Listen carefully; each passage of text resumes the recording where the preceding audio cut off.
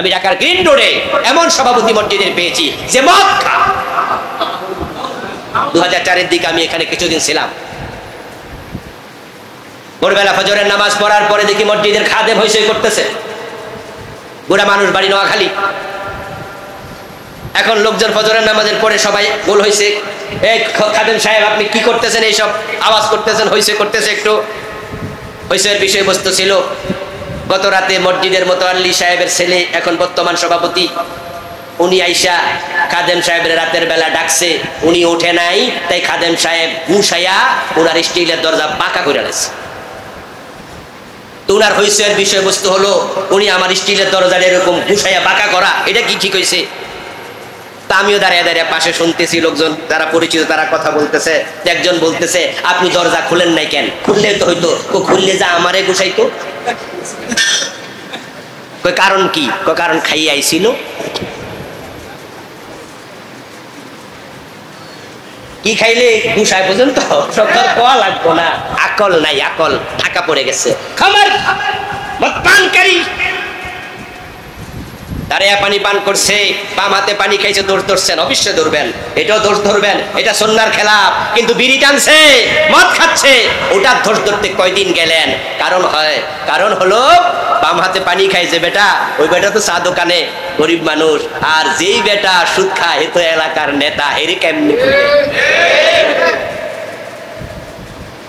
আল্লাহর হাবিব সাল্লাল্লাহু আলাইহি ওয়াসাল্লামের সুন্নাহ জীবনের সব জায়গা মানবেন, মানার মতো হিম্মত তৈরি করবেন।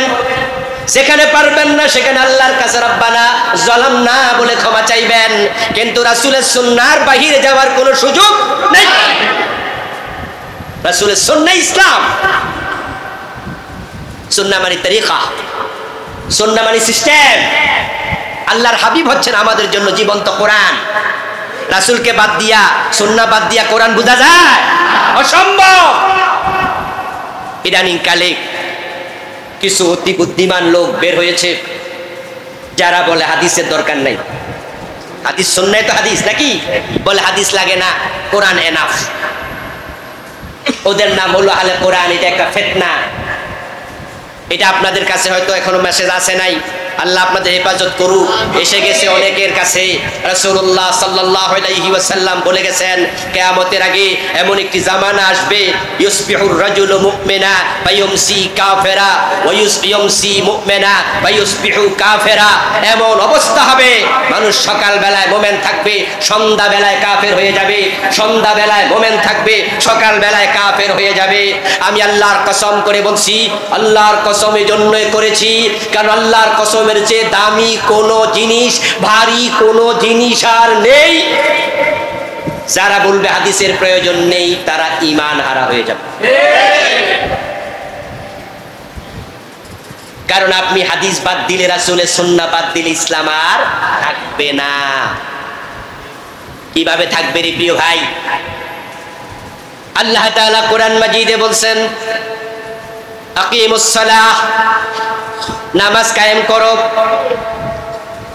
এখন নামাজ কায়েম করার জন্য নামাজে আইসা খাড়ায়া তাকবীরে তাহরিমা দিয়া নামাজটা শুরু করা লাগবে, এটা তো আর কোরআনে নাই। নামাজ কায়েম করার জন্য শুরুতে সূরা ফাতিহা পড়তে হবে, তারপর সূরা শেষ করে রুকু একটা দিতে হবে, রুকু দেওয়ার সময় মাথাটা একটু ঝুঁকাতে হবে, এটা তো আর কোরআনে নাই। রুকু থেকে ওঠার পরে সেজদা দুটা দিতে হবে, ওই সেজদা দেওয়ার সময় মাজাটা একটু ভেঙ্গে কাত করে কপালটা মাটিতে ঠেকায়া দিতে হয়, এইভাবে সেজদা দিতে হয়, এটা তো কোরআনের কোথাও নাই। মাগরিবের নামাজ 3 রাকাত পড়তে হবে, জোহরের পর 4 রাকাত পড়তে হবে, এটা তো কোরআনের কোথাও নাই।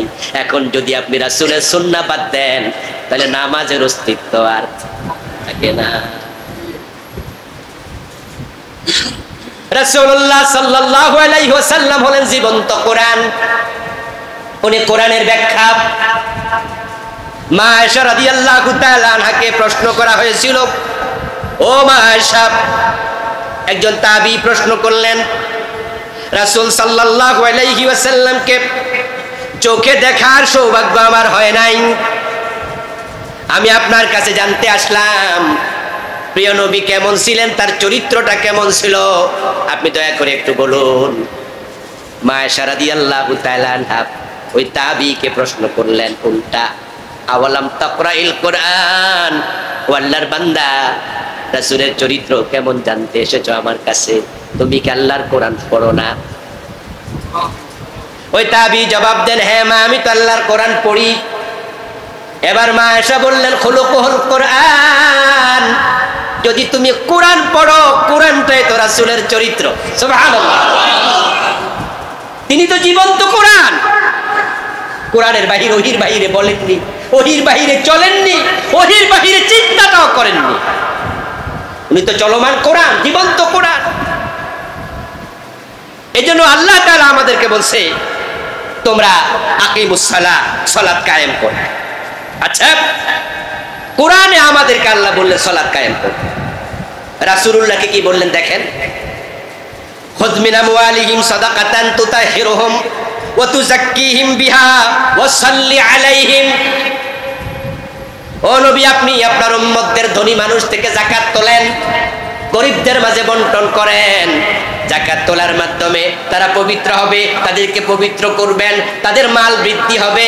ওয়া সাল্লি আলাইহিম, ও নবী আপনি তাদের জন্য সালাত করেন। আমাদেরকে বলছে আকিমুস সালাহ, নামাজ করো, সালাত করো। এই আয়াতে রাসূলকে বলছে সাল্লি আলাইহিম, যারা যাকাত দিছে আপনি তাদের জন্য সালাত করেন। আরেক আয়াতে জানেন, আল্লাহু ওয়া মালাইকাতাহু ইউসাল্লুনা আলান নবী, নিশ্চয় আল্লাহ এবং ফেরেশতারা রাসূলের উপরে সালাত পড়ে। একই শব্দ তিন আয়াতে আসছে। আপনারাই বলুন তো, আল্লাহর সালাত আমাদের সালাত একরকম? কথা বলতে হবে। আমাদের সালাতে রুকু আছে, সেজদা আছে। আমরা সেজদা কারে দেই? রুকু কার সামনে করি? তো আল্লাহ কয় আমিও তো সালাত করি আমার রাসূলের উপরে।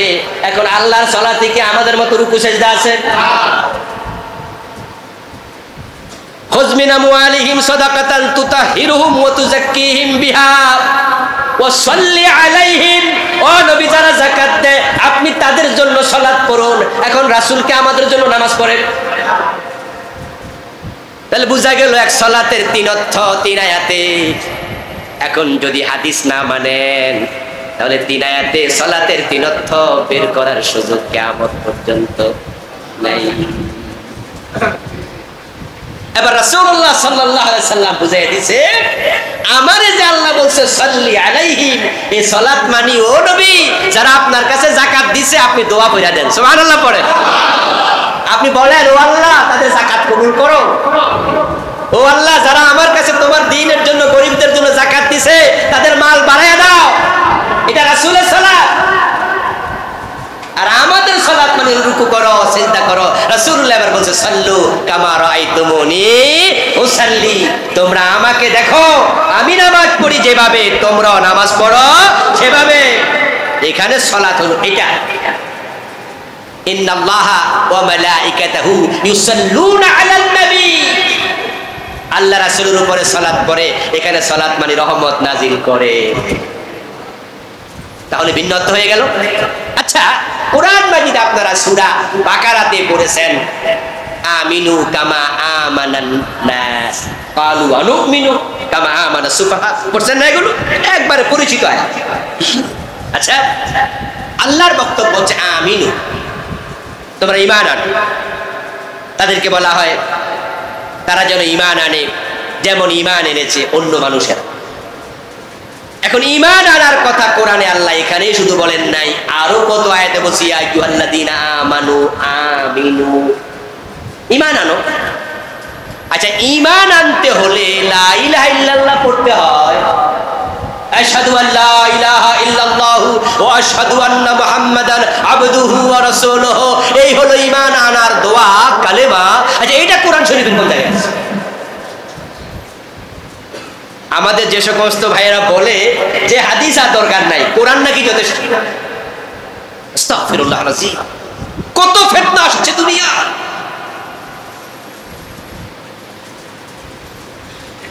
গত গভর্নমেন্ট, বর্তমান গভর্নমেন্ট নয়, এই সরকার নয়, আগের সরকারের একজন প্রতিমন্ত্রী উনার সাথে আমার একটা বিতর্ক এক জায়গায় হলো।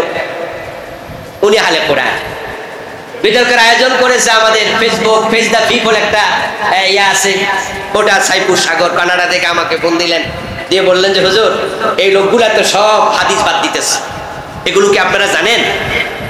আমি বললাম যে হ্যাঁ কিছু তো জানি। তারা বলে হাদিসের দরকার নাই, সুন্নাহ লাগবে না, কোরআনে নাও। বললো হুজুর ওদেরকে বোঝানো উচিত না? আমি বললাম অবশ্যই বোঝানো উচিত, ঈমান চলে যাবে এই কথা তাদেরকে বলা আমাদের দায়িত্ব, সতর্ক করার দায়িত্ব আলেমদের। আর তো নবী আসবে না, এখন নবীর দায়িত্ব পালন করবে ওলামারা, তাই আল ওলামা ওয়ারাসাতুল আম্বিয়া। উনি বললেন তাহলে একজন প্রতিমন্ত্রী আপনার সাথে বসতে যায়, আপনি কি সময় দেবেন? আমি বললাম ওকে। উনার সাথে বসলাম, টকশোতে কথা বললাম। আমি উনার আলোচনা শুনে অবাক হলাম। উনি বারবার ঘুরে পেছে বলতেছে যেখানে কোরআন আছে সেখানে হাদিসের দরকারটা কি? আমি তখন ভাইকে ভাবলাম যে দলিল দিয়া তো বুঝানো ওনাকে জটিল, উনি জেনারেল শিক্ষিত মানুষ। একটু ঘুরে পেছে বললাম ভাইজান আপনি কি বিবাহিত? বললেন হ্যাঁ হুজুর। তো বললাম যে কোরআনে আছে বিবাহ করো, ফানকিহু মা তাবা লাকুম মিনান নিসাই মাসনা ওয়া সুলাসা ওয়া রুবা। আরো কোরআনে আছে বিয়ের কথা, আল্লাহ বলছে বিয়ে করো, আপনি কোরআন থেকে শুনে বিয়ে করছেন? কজি হুজুর তো বিয়ে করার সময় ইজাব কবুল কইছি নিকাহ কইছি। আমি তো কোরআনে কোন জায়গায় আছে এটা একটু পড়। এই যে আপনি বিয়েটা করলেন, বিয়ের কথা কোরআনে আছে, কিন্তু ইজাব দিতে হয়, কবুল করতে হয়, এইটা কোরআনে কোথায় আছে? কয় হুজুর এটা তো হাদিসে আছে। তো আপনি তো বলছেন হাদিস লাগে না, তো বিয়ে করবেন কেমনে এইটা আবার কোন? কয় না হাদিস সহিহ হইলে মানি। আমি বললাম এটা তো আমাদেরও কথা, ঠিক কি না? আমরা কি জাল হাদিস মানি? এইভাবে যখন ভাইকে আমি বিভিন্ন পয়েন্টে ধরলাম বুঝাতে, আমি সমর্থ হলাম। উনি মাঝে মাঝেই ফিরে আসে, এসে বলে সহিহ হইলে মানি, সহিহ হইলে মানি। তাহলে আমরা বলি আমাদের দ্বিমত নাই, কিন্তু রাসূলের হাদিসের প্রয়োজন নাই, এই কথা বললে ঈমান থাকবে না। ফাত্তাবিউনি এই আয়াত মানবেন কেমনে? যেটা এতক্ষণ আমি ওয়াজ করলাম, কুল ইন কুনতুম তুহিব্বুনাল্লাহ ফাত্তাবিউনি। হে নবী আপনি বলুন তোমরা আল্লাহকে ভালোবাসতে চাইলে তোমরা আমাকে অনুসরণ করো। এখন হাদিস যদি না মানেন রাসূলকে অনুসরণটা করবেন কেমনে? হজ করার জন্য আমরা বাংলাদেশ থেকে চলে যাই সৌদি আরবে, তারপরে আমরা হজ করব। কোরআনে আল্লাহ বলছেন লিল্লাহি আলান নাস হিজ্জুল বাইত মান ইসতাতা ইলাইহি সাবিলা। যার সামর্থ্য আছে সে যেন হজ করার জন্য আল্লাহর ঘরে চলে যায়। আমরা সবাই হজ করলাম, আল্লাহ বলছে সামর্থ্যবানরা হজ করব, কিন্তু হজ করার জন্য আরাফার মাঠে 9 তারিখে যাওয়া লাগবে। এটা কোরআনের কোথায় আছে? আছে? হ্যাঁ নাই নাই। যারা পুরা কোরআন তাফসীর সহ পড়েছেন তারা পাবেন, দেখেছেন, অনুবাদ করেছেন। হজ যে আরাফার মাঠে যাওয়া লাগবে এটা তো কোরআনে নাই।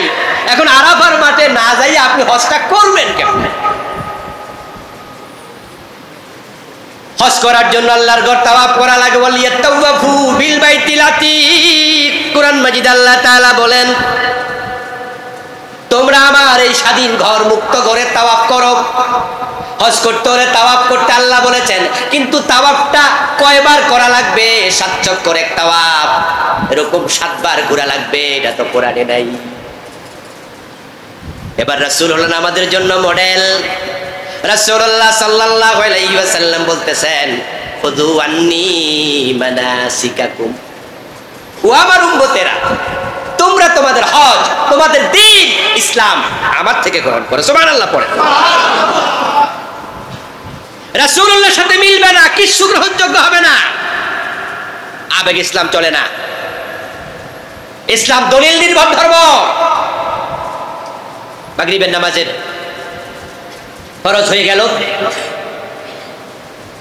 আর একটু কথা আগে বলে ফেলি, আমাদের দেশে ইসলামের নামে যে বিদআত খুরাফাত, আমি দুইটা একসাথে নিয়ে আসছি, আলোচনা দুইটা অংশ একসাথে করে ফেলতেছি। এই যে বিদআত যারা চালু করেছেন তাদেরকে জিজ্ঞাসা করলে দেখবেন বলবে আচ্ছা অসুবিধাটা কি? এরপরে বলে যখন দলিল পায় না তখন বলে আচ্ছা কাজটা তো খারাপ। আমি একটু বুঝানোর জন্য আর একটু খোলাসা করে বলি, মাইন্ড করবেন না তো? আমি তো চাপাইয়া দিচ্ছি না যে আমার কথাটা আপনাকে নিতেই হবে, এরকম কি একবারও বলছি? আমার কথার এক আনা দামও নাই যদি কোরআন হাদিসের সাথে না মিলে। ইমাম আবু হানিফা কয় আমারটা ওয়ালে ফেলায় দাও, তা আমি আবুল কালাম আজাদ কেডা? আমি তো ইমাম আবু হানিফার পশমের যোগ্য, আমার কথা আপনার নেয়ার কোনো দরকার নাই। কিন্তু কোরআন হাদিসের সাথে মিলে, তাহলে আপনি না নিলে কোরআন হাদিস অমান্য করা হবে, ঠিক না? তো খোলাসা করে একটু বলি, এই যে আমরা কয়দিন আগে ঈদে মিলাদুন্নবী পালন করেছি, ঢাকা শহরে দারুণ মিছিল হয়েছে 9 তারিখ, 12 তারিখও হয়েছে, আর চট্টগ্রামে তো হয়েছে লাখ লাখ লোক।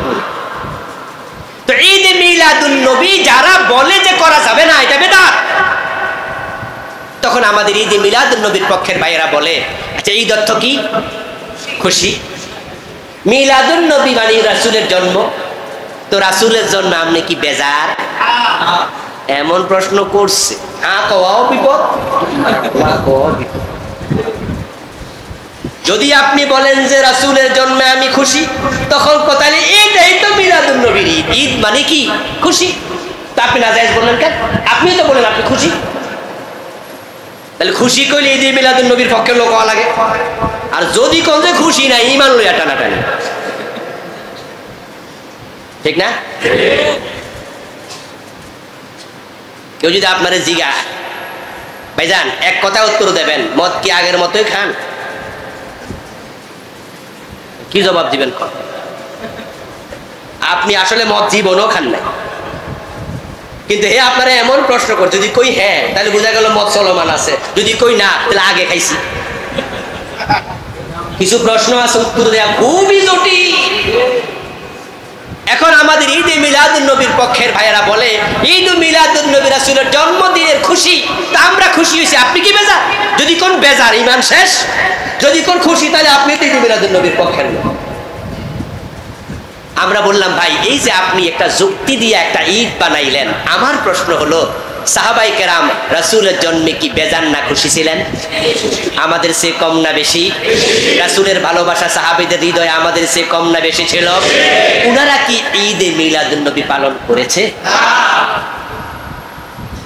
করলে দলিল দেন। তখন এবার বলে দলিল নাই, তবে মুস্তাহাব ভালো। আপনি যা ভালো বলবেন এটা ভালো না দলিলে যেটা আছে সেটা ভালো? সব ভালো ভালো নয়। আল বিদআ হিয়াল ইবাদাতুল মুহদাসা মা লাম তাকুন ফি জামানিন নবী সাল্লাল্লাহু আলাইহি ওয়াসাল্লাম ওয়া আসহাবিহি। বেদাতের সংজ্ঞা না জানার কারণে হাজার মানুষ বেদাতে লিপ্ত। যারা বেদাতে লিপ্ত হয়ে গেছে আখিরাতে কত বিপদ না হয়ে যায়। রাসূলের শাফাত যদি না পায় বেদাতের কারণে, সেদিন তারা চিৎকার দিয়া কাঁদবে, কাজটা করলাম। বেদাতি হওয়ার কারণে হাউজে কাউসারের পানি থেকে যখন রাসূল শোকান শোকান বলে দাঁড়ায়া দেবে, তখন সেদিন তারা কাঁদবে, কাজটা করলাম কি? বেদাতি হওয়ার কারণে তার উপর আল্লাহর লানত, ফেরেশতার লানত, রাসূলের বদদোয়া, সেদিন তারা টের পাবে আমরা তো লানত প্রাপ্ত ছিলাম, কাজটা করলাম কি? ও ভাইয়া ব্যক্তি ইসলাম চালাইও না, তুমি যা ভালো বলো তা ভালো না। মাগরিবের নামাজ হয়ে গেল, ইমাম সালাম ফিরালো, মুসল্লিরাও ফিরালো। একজন বৃদ্ধ মানুষ উনি সালাম না ফিরাইয়া মাগরিবের ফরজ 4 রাকাত আদায় করলো, 1 রাকাত জোড়া লাগাইলো। পাশে বসা কম বয়সী একটা যুবক ছেলে, ও মুরব্বীর পরিচিত। ও বেটা তো আশ্চর্য হইয়া মুরব্বীর দিকে তাকায় আছে, কিরে চাচা তো একসাথে নিয়ত বাঁধলো, এখন যে চাচা মাগরিব 4 রাকাত পড়তেছে, ঘটনা কি? সালাম ফিরানোর পরে চাচারে ধরছে, ধরে বলছে চাচা ভুল করছেন, ভুলে মাগরিব 4 রাকাত পড়ছেন। চাচা কানের কাছে মুখ নিয়ে কয় না রে ভাতিজা, ভুল করি নাই, অনেকদিন ধরেই 4 রাকাত পড়ি, অনেকদিন ধরে 4 রাকাত পড়ি। এখন তো ভাতিজার কিউরিসিটি বেড়ে গেল, ঘটনা কি? নামাজ শেষে বলছে চাচা 4 রাকাত পড়েন কেন, এর হিকমত কি?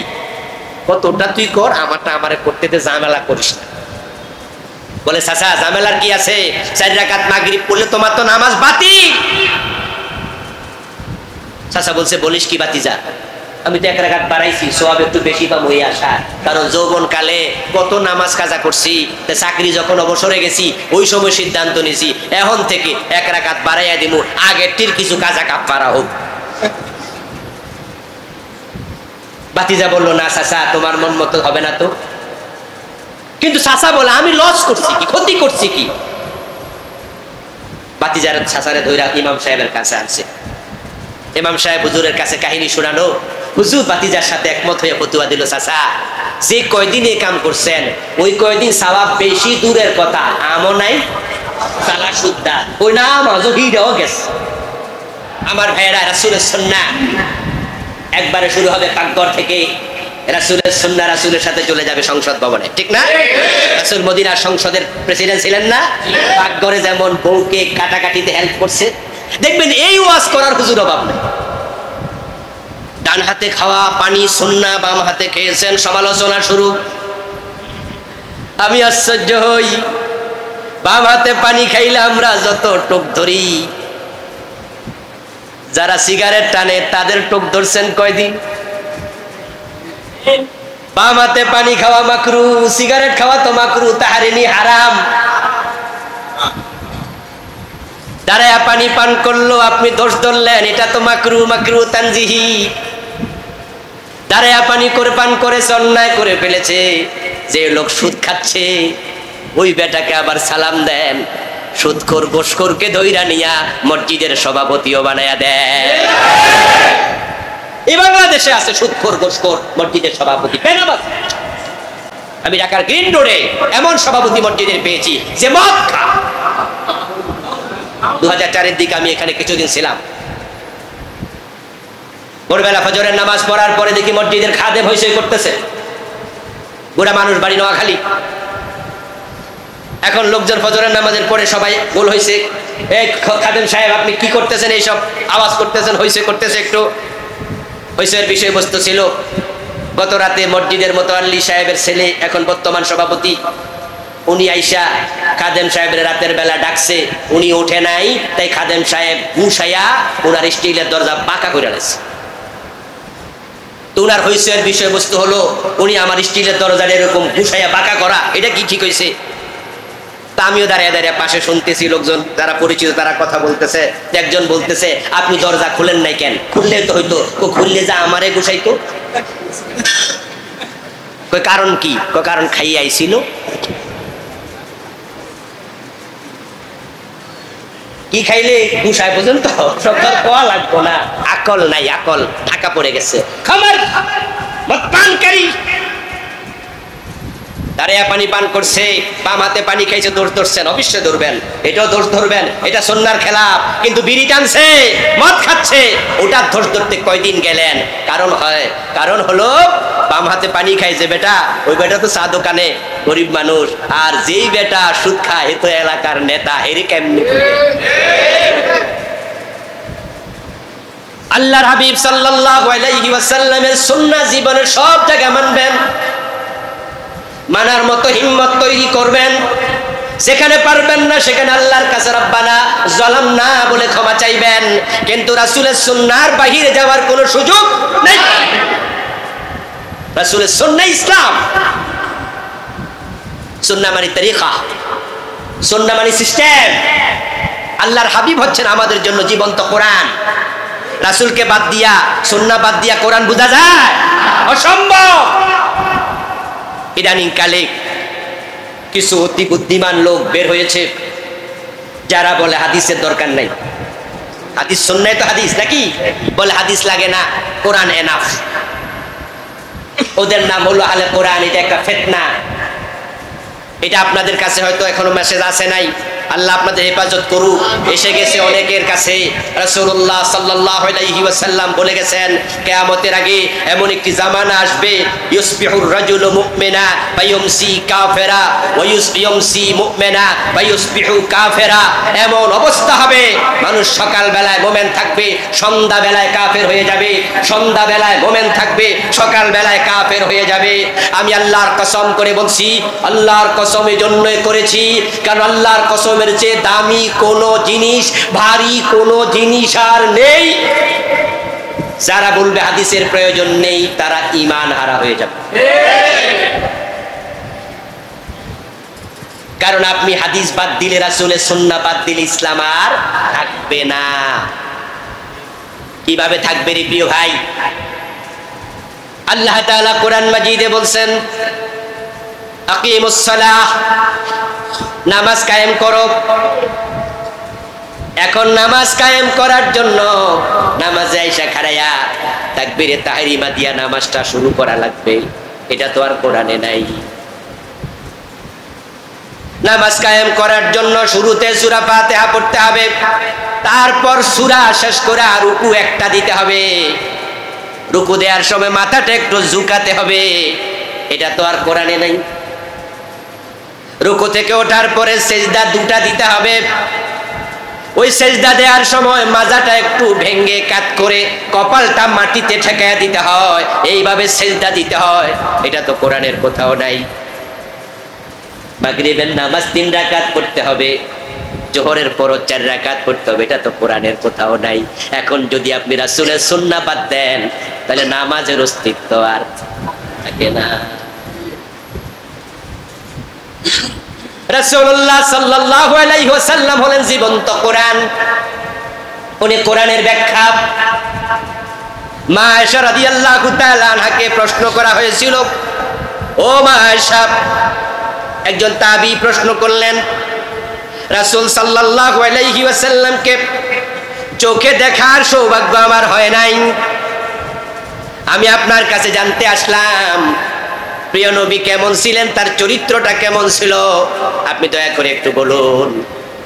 মা আয়েশা রাদিয়াল্লাহু তাআলা আনহা ওই তাবীকে প্রশ্ন করলেন উল্টা, আওয়ালাম তাকরাইল কোরআন, ও আল্লাহর বান্দা, রাসূলের চরিত্র কেমন জানতে এসেছো আমার কাছে, তুমি কি আল্লাহর কোরআন পড়ো না? ওই তাবী জবাব দেন, হ্যাঁ মা, আমি তো আল্লাহর কোরআন পড়ি। এবার মা আয়েশা বললেন, খুলুকুল কোরআন, যদি তুমি কোরআন পড়ো, কোরআনটাই তো রাসূলের চরিত্র। সুবহানাল্লাহ, তিনি তো জীবন্ত কোরআন। কোরআনের বাহিরে, ওহির বাহিরে বলেননি, ওহির বাহিরে চলেননি, ওহির বাহিরে চিন্তাটাও করেননি, উনি তো চলমান কোরআন, জীবন্ত কোরআন। এজন্য আল্লাহ তাআলা আমাদেরকে বলছে তোমরা আকিমুস সালাহ, সালাত কায়েম করো। আচ্ছা, কোরআনে আমাদেরকে আল্লাহ বললেন সালাত কায়েম করো, রাসূলুল্লাহকে কি বললেন দেখেন, খুয মিন আমওয়ালিহিম সাদাকাতান তুতাহিরুহুম ওয়া তুযাক্কিহিম বিহা ওয়া সাল্লি আলাইহিম। ও নবী, আপনি আপনার উম্মতদের ধনী মানুষ থেকে যাকাত তোলেন, গরিবদের মাঝে বন্টন করেন। যাকাত তোলার মাধ্যমে তারা পবিত্র হবে, তাদেরকে পবিত্র করবেন, তাদের মাল বৃদ্ধি হবে। ওয়া সাল্লি আলাইহিম, ও নবী আপনি তাদের জন্য সালাত করেন। আমাদেরকে বলছে আকিমুস সালাহ, নামাজ করো, সালাত করো। এই আয়াতে রাসূলকে বলছে সাল্লি আলাইহিম, যারা যাকাত দিছে আপনি তাদের জন্য সালাত করেন। আরেক আয়াতে জানেন, আল্লাহ ওয়া মালাইকাতাহু ইউসাল্লুনা আলান নবী, নিশ্চয় আল্লাহ এবং ফেরেশতারা রাসূলের উপরে সালাত পড়ে। একই শব্দ 3 আয়াতে আসছে। আপনারাই বলুন তো, আল্লাহর সালাত আমাদের সালাত একরকম? কথা বলতে হবে। আমাদের সালাতে রুকু আছে, সেজদা আছে, আমরা সেজদা কারে দেই? রুকু কার সামনে করি? তো আল্লাহ কয় আমিও তো সালাত করি আমার রাসূলের উপরে। এখন আল্লাহর সালাতে কি আমাদের মতো রুকু সেজদা আছে? খুয মিন আমওয়ালিহিম সাদাকাতান তুতাহিরুহুম ওয়া তুযাক্কিহিম বিহা ওয়া সাল্লি আলাইহিম। ও নবী, যারা যাকাত দেয় আপনি তাদের জন্য সালাত করুন। এখন রাসূলকে আমাদের জন্য নামাজ পড়েন, তাহলে বোঝা গেল এক সালাতের 3 অর্থ 3 আয়াতে। এখন যদি হাদিস না মানেন তাহলে 3 আয়াতে সালাতের 3 অর্থ বের করার সুযোগ কিয়ামত পর্যন্ত নাই। এবার রাসূলুল্লাহ সাল্লাল্লাহু আলাইহি সাল্লাম বুঝাই দিয়েছে, আমারে যে আল্লাহ বলছে সাল্লি আলাইহিম, এই সালাত মানি ও নবী যারা আপনার কাছে যাকাত দিছে আপনি দোয়া পড়া দেন, সুবহানাল্লাহ পড়েন। আপনি বলেন, ও আল্লাহ তাদের যাকাত কবুল করো। ও আল্লাহ, যারা আমার কাছে তোমার দ্বীনের জন্য, গরিবদের জন্য যাকাত দিছে তাদের মাল বাড়ায় দাও। এটা রাসূলের সালাত। আর আমাদের সালাত মানে রুকু করো, সিজদা করো। রাসূলুল্লাহ এবার বলছে সাল্লু কামা রাআইতুমুনি উসাল্লি, তোমরা আমাকে দেখো আমি নামাজ পড়ি যেভাবে তোমরাও নামাজ পড়ো সেভাবে। এখানে সালাত হলো এটা। ইন্নাল্লাহা ওয়া মালাইকাতাহু ইউসাল্লুনা আলান নবী, আল্লাহ রাসূলের উপরে সালাত পড়ে। এখানে সালাত মানে রহমত নাজিল করে। তাহলে ভিন্ন অর্থ হয়ে গেল। আচ্ছা, কোরআন মাজিদে আপনারা সূরা বাকারাতে পড়েছেন আমিনু কামা আমানান নাস ক্বালু আনুমিনু কামা আমানা সুফাহা, পড়ছেন না? এগুলো একবারে পরিচিত আয়াত। আচ্ছা, আল্লাহর বক্তব্য হচ্ছে আমিনু, তোমরা ঈমান আনো। তাদেরকে বলা হয় তারা যেন ঈমান আনে যেমন ঈমান এনেছে অন্য মানুষেরা। এখন ঈমান আনার কথা কোরআনে আল্লাহ এখানেই শুধু বলেন নাই, আরো কত আয়াতে বলছি ইয়া আইয়ুহাল্লাযীনা আমানু আমিনু, ঈমান আনো। আচ্ছা, ঈমান আনতে হলে লা ইলাহা ইল্লাল্লাহ পড়তে হয়। আশহাদু আল্লা ইলাহা ইল্লাল্লাহু ওয়া আশহাদু আন্না মুহাম্মাদান আবদুহু ওয়া রাসূলুহু, এই হলো ঈমান আনার দোয়া, কালেমা। আচ্ছা, এটা কোরআন শরীফের কোন জায়গায় আছে? আমাদের যে সমস্ত ভাইয়েরা বলে যে হাদিস আর দরকার নাই, কোরআন নাকি যথেষ্ট। আস্তাগফিরুল্লাহ আল-আযীম, কত ফিতনা আসছে দুনিয়া।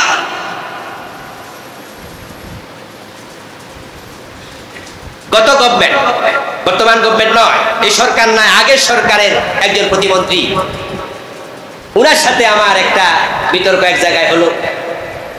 উনি আহলে কোরআন, বিতর্কের আয়োজন করেছে আমাদের ফেসবুক পেজ দা পিপল, একটা ইয়া আছে ওটা, সাইপুর সাগর কানাডা থেকে আমাকে ফোন দিলেন, দিয়ে বললেন যে হুজুর এই লোকগুলা তো সব হাদিস বাদ দিতেছে, এগুলো কি আপনারা জানেন? আমি বললাম যে হ্যাঁ কিছু তো জানি। তারা বলে হাদিসের দরকার নাই, সুন্নাহ লাগবে না, কোরআনে নাও। বললো হুজুর ওদেরকে বোঝানো উচিত না? আমি বললাম অবশ্যই বোঝানো উচিত, ঈমান চলে যাবে এই কথা তাদেরকে বলা আমাদের দায়িত্ব, সতর্ক করার দায়িত্ব আলেমদের। আর তো নবী আসবে না, এখন নবীর দায়িত্ব পালন করবে ওলামারা, তাই আল উলামা ওয়ারাসাতুল আম্বিয়া। উনি বললেন তাহলে একজন প্রতিমন্ত্রী আপনার সাথে বসতে যায়, আপনি কি সময় দেবেন? আমি বললাম ওকে। উনার সাথে বসলাম, টক শোতে কথা বললাম। আমি উনার আলোচনা শুনে অবাক হলাম। উনি বারবার ঘুরে পেছে বলতেছে যেখানে কোরআন আছে সেখানে হাদিসের দরকারটা কি? আমি তখন ভাইকে ভাবলাম যে দলিল দিয়া তো বুঝানো ওনাকে জটিল, উনি জেনারেল শিক্ষিত মানুষ, একটু ঘুরে পেছায় বললাম ভাইজান আপনি কি বিবাহিত? বললেন হ্যাঁ হুজুর। তো বললাম যে কোরআনে আছে বিবাহ করো, ফানকিহু মা তাবা লাকুম মিনান নিসাই মাসনা ওয়া সুলাসা ওয়া রুবা, আরো কোরআনে আছে বিয়ের কথা। আল্লাহ বলছে বিয়ে করো, আপনি কোরআন থেকে শুনে বিয়ে করছেন? কইছি হুজুর তো বিয়ে করার সময় ইজাব কবুল কইছেন নিকা কইছি। আমি তো কোরআনে কোন জায়গায় আছে এটা একটু পড়। এই যে আপনি বিয়েটা করলেন, বিয়ের কথা কোরআনে আছে, কিন্তু ইজাব দিতে হয়, কবুল করতে হয়, এইটা কোরআনে কোথায় আছে? কয় হুজুর এটা তো হাদিসে আছে। তো আপনি তো বলছেন হাদিস লাগে না, তো বিয়ে করবেন কেমনে? এইটা এবার কোন? কয় না হাদিস সহি হইলে মানে। আমি বললাম এটা তো আমাদেরও কথা, ঠিক কি না? আমরা কি জাল হাদিস মানি?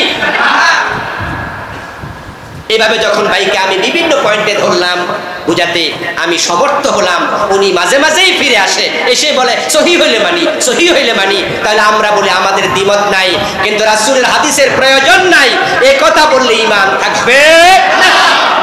ফাত্তাবিউনি, এই আয়াত মানবেন কেমনে? যেটা এতক্ষণ আমি ওয়াজ করলাম, কুল ইন কুনতুম তুহিব্বুনাল্লাহ ফাত্তাবিউনি, হে নবী আপনি বলুন তোমরা আল্লাহকে ভালোবাসতে চাইলে তোমরা আমাকে অনুসরণ করো। এখন হাদিস যদি না মানেন রাসূলকে অনুসরণটা করবেন কেমনে? হজ করার জন্য আমরা বাংলাদেশ থেকে চলে যাই সৌদি আরবে, তারপরে আমরা হজ করব। কোরআনে আল্লাহ বলছেন লিল্লাহি আলান নাস হিজ্জুল বাইত মান ইসতাতা ইলাইহি সাবিলা, যার সামর্থ্য আছে সে যেন হজ করার জন্য আল্লাহর ঘরে চলে যায়। আমরা সবাই হজ করলাম, আল্লাহ বলছে সামর্থ্যবানরা হজ করব, কিন্তু হজ করার জন্য আরাফার মাঠে 9 তারিখে যাওয়া লাগবে। এটা কোরআনের কোথায় আছে? আছে? হ্যাঁ নাই নাই। যারা পুরা কোরআন তাফসীর সহ পড়েছেন তারা পাবেন, দেখেছেন, অনুবাদ করেছেন। হজ যে আরাফার মাঠে যাওয়া লাগবে এটা তো কোরআনে নাই। এখন আরাফার মাঠে না যাই আপনি হজটা করবেন কেমন? হজ করার জন্য আল্লাহর ঘর তাওয়াফ করা লাগে। ওয়ালিয়াতাওয়াফু বিল বাইতিল আতীক। কোরআন মাজিদ আল্লাহ তাআলা বলেন, তোমরা আমার এই স্বাধীন ঘর, মুক্ত ঘরে তাওয়াফ করো। হজ করতে হলে তাওয়াফ করতে আল্লাহ বলেছেন, কিন্তু তাওয়াফটা কয়বার করা লাগবে? 7 চক্কর এক তাওয়াফ, এরকম 7 বার ঘোরা লাগবে। এটা তো কোরআনে নাই। এবার রাসূল হলেন আমাদের জন্য মডেল। রাসূলুল্লাহ সাল্লাল্লাহু আলাইহি ওয়াসাল্লাম বলতেছেন, খুযু আন্নী মানাসিকাকুম। ও আমার উম্মতেরা, তোমরা তোমাদের হজ, তোমাদের দ্বীন ইসলাম আমার থেকে গ্রহণ করো। সুবহানাল্লাহ পড়ে। রাসূলুল্লাহর সাথে মিলবে না, কিছু গ্রহণযোগ্য হবে না। আবেগ ইসলাম চলে না। ইসলাম দলিল নির্ভর ধর্ম। মাগরিবের নামাজের ফরজ হয়ে গেল। আর একটু কথা আগে বলে ফেলি, আমাদের দেশে ইসলামের নামে যে বিদআত খুরাফাত, আমি দুইটা একসাথে নিয়ে আসছি আলোচনা, দুইটা অংশ একসাথে করে ফেলতেছি। এই যে বিদআত যারা চালু করেছেন তাদেরকে জিজ্ঞাসা করলে দেখবেন বলবে, আচ্ছা অসুবিধাটা কি? এরপরে বলে যখন দলিল পায় না তখন বলে, আচ্ছা কাজটা তো খারাপ না। আমি একটু বোঝানোর জন্য আর একটু খোলাসা করে বলি, মাইন্ড করবেন না তো? আমি তো চাপাইয়া দিচ্ছি না যে আমার কথাটা আপনাকে নিতে হবে, এরকম কি একবারও বলছি? আমার কথার এক আনা দামও নাই যদি কোরআন হাদিসের সাথে না মিলে। ইমাম আবু হানিফা কয় আমারটা ওয়ালে ফেলায় দাও, তা আমি আবুল কালাম আজাদ কেডা? আমি তো ইমাম আবু হানিফার পশমের যোগ্য। আমার কথা আপনার নেয়ার কোনো দরকার নাই, কিন্তু কোরআন হাদিসের সাথে মিলে, তাহলে আপনি না নিলে কোরআন হাদিস অমান্য করা হবে, ঠিক না? তো খোলাসা করে একটু বলি, এই যে আমরা কয়দিন আগে ঈদে মিলাদুন্নবী পালন করেছি, ঢাকা শহরে দারুণ মিছিল হয়েছে 9 তারিখ, 12 তারিখও হয়েছে, আর চট্টগ্রামে তো হয়েছে লাখ লাখ লোক। তো ঈদে মিলাদুন্নবী যারা বলে যে করা যাবে না, এটা বেদাত, তখন আমাদের ঈদে মিলাদুন্নবীর পক্ষের ভাইয়েরা বলে, আচ্ছা ঈদ অর্থ কি? খুশি। মিলাদুন্নবী মানে রাসূলের জন্ম, তো রাসূলের জন্য আপনি কি বেজার? এমন প্রশ্ন করছে। বিপদ। যদি আপনি বলেন যে রাসূলের জন্মে আমি খুশি, তখন কোথায় এটাই তো মিলাদুন্নবীর ঈদ। ঈদ মানে কি? খুশি। তা আপনি নাজায়েজ বললেন কেন? আপনি তো বলেন আপনি খুশি। তাহলে খুশি কইলে ঈদে মিলাদুন্নবীর পক্ষে লোক হওয়া লাগে। আর যদি কোন যে খুশি নাই, ঈমান লইয়া টানাটানি, ঠিক না? কেউ যদি আপনারে জিগা, ভাইজান এক কথা উত্তর দেবেন, মদ কি আগের মতোই খান? কি জবাব দিবেন?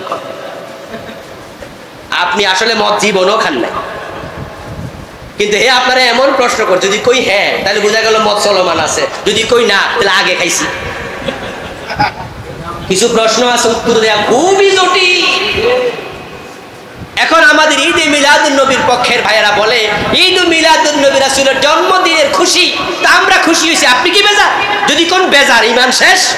যদি কোন খুশি, তাহলে আপনি তো ঈদ মিলাদুন্নবীর পক্ষের লোক। আমরা বললাম, ভাই এই যে আপনি একটা যুক্তি দিয়ে একটা ঈদ বানাইলেন, আমার প্রশ্ন হলো সাহাবায়ে কেরাম রাসূলের জন্মে কি বেজার না খুশি ছিলেন? আমাদের চেয়ে কম না বেশি? রাসূলের ভালোবাসা সাহাবীদের হৃদয়ে আমাদের চেয়ে কম না বেশি ছিল? উনারা কি ঈদে মিলাদুন্নবী পালন করেছে? করলে দলিল দেন। তখন এবার বলে দলিল নাই, তবে মুস্তাহাব ভালো। আপনি যা ভালো বলবেন এটা ভালো না দলিলে যেটা আছে সেটা ভালো? সব ভালো ভালো নয়। আল বিদআত হিয়াল ইবাদাতুল মুহদাসা মা লাম তাকুন ফি জামানিন নবী সাল্লাল্লাহু আলাইহি ওয়াসাল্লাম ওয়া আসহাবিহি। বেদাতের সংজ্ঞা না জানার কারণে হাজার মানুষ বেদাতে লিপ্ত। যারা বেদাতে লিপ্ত হয়ে গেছে আখিরাতে কত বিপদ না হয়ে যায়। রাসূলের শাফাত যদি না পায় বেদাতের কারণে, সেদিন তারা চিৎকার দিয়া কাঁদবে, কাজটা করলাম। বেদাতি হওয়ার কারণে হাউজে কাউসারের পানি থেকে যখন রাসূল সৌকান সৌকান বলে দাঁড়ায়া দেবে, তখন সেদিন তারা কাঁদবে, কাজটা করলাম কি? বেদাতি হওয়ার কারণে তার উপর আল্লাহর লানত, ফেরেশতার লানত, রাসূলের বদদোয়া। সেদিন তারা টের পাবে আমরা তো লানত প্রাপ্ত ছিলাম, কাজটা করলাম কি? ও ভাইয়া, ব্যক্তি ইসলাম চালাইও না। তুমি যা ভালো বলো তা ভালো না।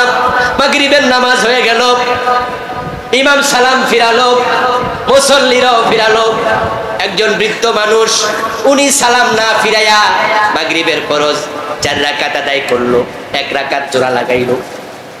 পাশে বসা কম বয়সী একটা যুবক ছেলে, ও মুরব্বী পরিচিত। ও বেটা তো আশ্চর্য হইয়া মুরব্বীর দিকে তাকায় আছে। কিরে চাচা তো একসাথে নিয়ত বাঁধলো, এখন যে চাচা মাগরিব 4 রাকাত পড়তেছে, ঘটনা কি?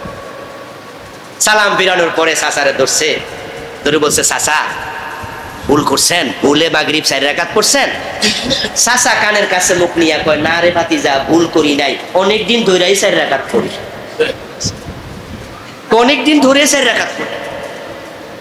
এখন তো ভাতিজার কিউরিসিটি বেড়ে গেল, ঘটনা কি? নামাজ শেষে বলছে, চাচা 4 রাকাত পড়েন কেন? এর হিকমত কি? কতটা তুই কর, আমারটা আমারে করতে দে, ঝামেলা করিস না। বলে, চাচা ঝামেলার কি আছে? 4 রাকাত মাগরিব পড়লে তোমার তো নামাজ বাতিল। চাচা বলছে, বলিস কি ভাতিজা, আমি তো 1 রাকাত বাড়াইছি, সওয়াব একটু বেশি পাবো এই আশা। কারণ যৌবন কালে কত নামাজ কাজা করছি, চাকরি যখন অবসরে গেছি ওই সময় সিদ্ধান্ত নিছি, এখন থেকে 1 রাকাত বাড়াইয়া দিব, আগেরটির কিছু কাজা কাফারা হোক। ভাতিজা বললো, না চাচা তোমার মন মতো হবে না তো। কিন্তু চাচা বলে, আমি লস করছি কি, ক্ষতি করছি কি? ভাতিজার চাচারে ধইরা ইমাম সাহেবের কাছে আনছে। ইমাম সাহেব হুজুরের কাছে কাহিনী শোনানো। হুজুর ভাতিজার সাথে একমত হয়ে ফতুয়া দিল, চাচা যে কয়দিন এই কাম করছেন ওই কয়দিন সওয়াব বেশি দূরের কথা, আমও নাই সালা সুদ্দা, ওই নাম আজহিরাও গেছে। এবার চাচা বললেন, কেন হুজুর? আপনি তো গত জুমায় ওয়াজ করছেন যে ব্যক্তি কোরআন থেকে 1 অক্ষর পড়ে তার 10 নেকি হয়। হাদিসে আছে, মান কারা আরফাম মিনাল কোরআনি ফালাহু আশরু হাসানাত, প্রতি অক্ষরে 10 নেকি। 4 নাম্বার রাকাতে সূরা ফাতিহা পড়ছি, তাহলে নেকি গেল কই? 4 নাম্বার রাকাতে রুকু একটা বেশি দিছি, সিজদা 2টা বেশি দিছি, সুবহান রাব্বিয়াল আলা, সুবহান রাব্বিয়াল আযীম। আমি তো 4 নাম্বার রাকাতে সোনার বাংলা গান গাই নাই, আমি আল্লাহর তাসবিহ পড়েছি, আমার সওয়াব বাদ যাবে কেন? তখন এবার ইমাম সাহেব বলতেছে, প্রবলেম শুধু এক জায়গায়, আপনার নামাজটা রাসূলের নামাজের সাথে মিলে নাই। আমি কি সুন্নাহর অনুসরণ বুঝাইতে পারতেছি? আবেগ দিয়ে চলবেন না, বিপদে পড়ে যাবেন। আপনি আমার ভাই। এগুলা নিয়ে যখন ফেসবুকে মাঝে মাঝে লিখি দায়িত্ববোধ থেকে, এই যে বেদাত এটা করবেন না, তখন কমেন্ট করার পরে কিছু হাসি, মাঝে মাঝে কান দিও, আরে কি গালিগালাজ যে করতেছে আমাদের ভাইয়েরা, বোঝে নাই। বলে, হুজুর আমনের থেকে উনি ছোট হুজুর, আপনার সাহস থেকে উনার লোক একটা বহস দিয়ে দেন, দেখবেন আপনার কেমনে পাদানি রাসানি ছুড়ে আসে না। আমি বলি, না না, উনি আমার চেয়ে ছোট হুজুর না, বরং আমি ছোট হুজুর। আমি কি আর জানি, আমি কমে জানি, বাস্তবেও আসলে আমি খুবই কম জানি। কোরআন হাদিসে পড়তে গেলে তখন নতুন নতুন তথ্য পাই, তখন বুঝি, আরে আমি তো এটা জানি না, ওইটা জানি না, ওইটা জানি না। বয়স তো 50-এর কাছাকাছি হয়ে গেল, কত বছর ধরে পড়াচ্ছি, 22 বছরের মতো 23 বছর শিক্ষকতা করতেছি, কামিল মাদ্রাসায় পড়াচ্ছি বুখারী মুসলিম, এটা আমি জানি না, তো আমি শিখলাম কি? আসলেও জানি না। ওই হুজুর আমার চেয়ে বড়, কিন্তু একটা জায়গায় আমার কথা আছে, যারা জাল হাদিস বানাইছে তারা তোমার হুজুরের চেয়ে আরো বড়। আচ্ছা, আপনারা যারা আজকের ওয়াজ শুনছেন, জাল হাদিস নামে কিছু হাদিস আছে, শুনছেন? এই সেটা না শত শত। ও আমার প্রিয় ভাই, এমন জাল হাদিস আমি পড়েছি, এত বড় কিতাব, হাদিসের কিতাবগুলো কিন্তু এরকম বড় বড়, এরকম বড় কিতাবের 1 পৃষ্ঠা লম্বা। আচ্ছা, আমরা যারা এখানে আছি, আমাদেরকে যদি 10,000 টাকা দিয়া কয় যে কালকে সকালে একটা হাদিস বানাইয়া দিয়ে, পারবেন? আমার দিলে আমিও তো পারতাম না, এবারও মিলানো এত সোজা না। লাম্মা ইখতারাফা আদামুল খাতিয়া قال يا ربي بحق محمد لما غفرت لي قال تعالى كيف عرفت محمد ولم أخلقه قال فلما خلقتني بيدك ونفخت في من روحك فرفعت رأسي ورأيت على قوائم العرش مكتوبا لا إله إلا الله محمد رسول الله فعرفت فعلمت إنك لم تضف إلى اسمك إلا حب الخلق إليك فقال تعالى صدقت يا آدم لولا محمد لما خلقتك। আমি একটা হাদিস আপনাদের শুনাইছি, মোটামুটি 5-6 লাইন লম্বা। এই হাদিসটার ব্যাপারে অধিকাংশ মুহাদ্দিস কয় এটা জাল হাদিস। বলে এতক্ষণ যে শুনাইলাম লাভটা হইল তোর সবটাও বুঝি একজন বানায় দিচ্ছে। আচ্ছা, এই যে সুন্দর এবারটা শুনাইছি, এই এবারত যে বেটা বানাইছে এত সুন্দর আরবি, বেটার এলেম কি কম ছিল? কোন মূর্খ জাল হাদিস বানায় না, আরে জাল হাদিস বানায় তো এলেম না। আমি আবুল কালাম আজাদ, আমাকে যদি 1 লাখ টাকা দিয়ে বলা হয় আপনি 20টা হাদিস জাল হাদিস বানায় দেন, আমি বলবো সরি, আমার পক্ষে সম্ভব না, এত এলেম আমার নাই। তাহলে যারা জাল হাদিস বানাইছে এরা বুঝা গেল অনেক বড় আলেম। তাই তোমার হুজুর যত বড় আলেম হোক, তার কথা যদি কোরআন সুন্নাহর আলোকে না হয়, তার কথার মূল্য আল্লাহর কাছে, ইসলামের কাছে 1 আনাও নাই। কিসের বহস্তার সাথে আমার কোন প্রয়োজন? অমক কি বললো, তমক কি বললো, এটার নাম ইসলাম নয়। আল্লাহ এবং তার রাসূল কি বললো, এটার নাম ইসলাম। এখন বেদাত সমাজে রন্ধ্রে রন্ধ্রে প্রবিষ্ট। হিয়াল ইবাদাতুল মুহদাসা, এমন নতুন ইবাদত মা লাম তাকুন ফি জামানিন নবী ওয়া আসহাবিহি, যেটা রাসূলুল্লাহ করেননি, সাহাবারা করেননি। যখন কোন আলেম বলবে এটা বেদাত, এটা হাদিসে পাওয়া যায় না, আপনি থেমে যাবেন। এই ইবাদতটা আপাতত থামিয়ে দেন। এটা না করলে আল্লাহ জিজ্ঞাসা করবেন এটা ইসলামে নাই তো, আল্লাহ জিজ্ঞাবে কেন? কিন্তু আপনি করলে আল্লাহ জিজ্ঞাইব যে এটা ইসলামে নাই, সেটা করলা কেন? আপাতত আবুল কালাম আজাদ সাহেব যেহেতু বলে গেছে, আপনাদের খতিব জাহিদ, মাওলানা জাহিদ ভাই বলছে এটা বেদাত, তাহলে আমি আসলে এটা বেদাত কিনা একটু যাচাই করি। কারণ আমার পীর সাহেব হুজুর আমারে বলছে এই কাজটা করো। এখন জাহিদ ভাই বলছে এটা বেদাত, আবুল কালাম আজাদ সাহেব বলছে এটা বেদাত, তাহলে এটা হাদিসে যদি থাকে তাহলে কেন করব না? আমি আজাদ সাহেবের কথা মানতে যাব কেন? আমি আমার পীর সাহেবের কাছে বলবো, হুজুর ওই যে আমলটা আপনি আমারে করতে বলছেন বা করাচ্ছেন, এটা আবুল কালাম আজাদ সাহেব সহ 2-1 আলেম বলছে এটা নাকি কোরআন হাদিসে নাই। তো হুজুর ওনাদের কথা তো আমি মানি না, বিশ্বাস করি না। আপনি আমার পীর, আপনারটাই বিশ্বাস করি। হুজুর কোরআন হাদিসে কোথায় আছে আমার আপনি একটু দেখাই দেন, তাহলে আমি এটা লেখা নিয়ে আজাদ সাহেবরে দেখাবো, এই হুজুর এটা আছে। আপনার পীরের কাছে যাওয়ার পরে, আপনার পীরকে আপনি প্রস্তাব দেওয়ার পরে উনি যদি কয় ওর কাছে গেছত কেন, ওর আর শোনাই তো জায়েজ নাই, তখন বুঝবেন আপনার হুজুরের পুঞ্জি নাই। ইজা আয়াসাল ইনসান তালা লিসানু, আরবি একটি প্রবাদ আছে, মানুষ যখন হতাশ হয় জিহ্বা তখন লম্বা হয়। বরং যদি উনার কাছে দলিল থাকতো তাহলে উনি বলতো এই কিতাবটা নামা, এই খাদেম কইরে বুখারীটা নামা, মুসলিমটা নামা। কোথাকার কোন আবুল কালাম আজাদ কি বলছে মিয়া, তুমি আমার উপর ভরসা নাই, দেখো এই হাদিসে আছে, লেখা নাও, ও বেডারে পর্যন্ত দাওয়াত দিয়া সংশোধন করো। যখন আপনার হুজুর কিতাব নামাবে না, হাদিস দেখাবে না, উল্টা আমারে বইলা দিবে এর কাছে যাও কেন, তখন বুঝবেন পুঁজি এর চেয়ে বেশি আর। আর আপনার কাছে কোরআন এবং সুন্নাহ যদি প্রাধান্য পায়, তাহলে আপনার আমল থেকে বেদাত পরিত্যাগ করতেই হবে, রাসূলের সুন্নাহকে জীবন আঁকড়িয়ে ধরতেই হবে। আল্লাহ তাআলা আমাদের সকলকে জীবনের পরিপূর্ণ জায়গায় সুন্নাহ অনুসরণ করে, বেদাত পরিত্যাগ করে, কোরআন হাদিসের চাঁচে জীবনটাকে সাজিয়ে তোলা তৌফিক দান করুন, বলি আমিন।